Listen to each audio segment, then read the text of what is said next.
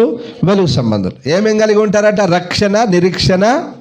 రక్షణ అనేటువంటిది, నిరీక్షణ అనేటువంటి శిరస్సానమును, విశ్వాసము, ప్రేమ కలిగి మనం బ్రతకాలి. వీళ్ళెవరు నాన్న? వీరెవరు? వెలుగు సంబంధులు. హాయిగా తిని పడుకున్నట్టు ఎవడు? వీడు క్రైస్తవుడట. క్రిస్మస్, హ్యాపీ క్రిస్మస్ అని పండుగ చేసుకుంటూ, హ్యాపీ క్రిస్మస్ అని పండుగ చేసుకుంటూ తిని పడుకునేవాడెవడు? ఎవడు నాన్న వాడు? వారెవరు? ఆ గొప్ప వాళ్ళు ఎవరు? హాయిగా తిని పడుకుంటూ, విచ్చలవిడిగా తాగి తిరుగుతూ, పనికి మాలిన కార్యాలు చేస్తూ బ్రతికేవి ఈ గొప్పవారు ఎవరు? ఈ గొప్పవారు, వాళ్ళని తిట్టొద్దు కదా, వాళ్ళు ఆ గొప్పవారు ఎవరు అమ్మా? చీకటి సంబంధులు. మనం వెలుగు సంబంధం, చీకటి సంబంధం కాదు. ఏంటి నీలో ఉన్న వెలుగేంటిది? యేసు ప్రభు. నీలో ఉన్న వెలుగేంటి? వాక్యం. దేవుని వాక్యం ఎప్పుడు వెలుగుతూ ఉండాలి, ఎప్పుడు వెలుగుతూ ఉండాలి. హల్లెలూయా, హల్లెలూయా.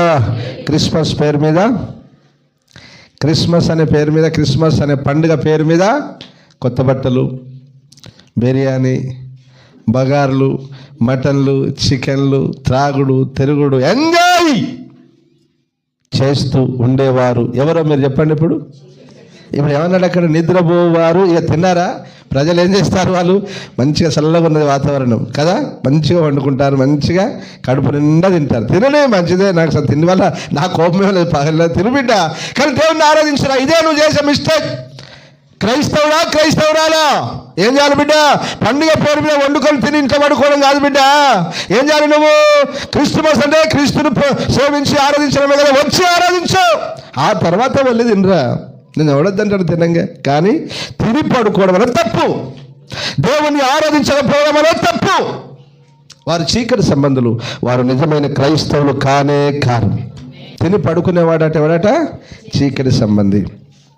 నిత్యము దేవుని సేవిస్తూ, ఆరాధిస్తూ, వాక్యాన్ని చదువుతూ, ప్రార్థన చేస్తూ, వాక్యాన్ని ప్రకటించేవారు ఎవరు? ఎవరు?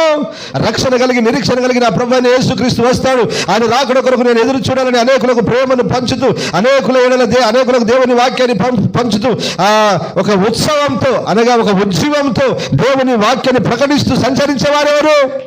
వెలుగు సంబంధులు. ఉజ్జీవంతో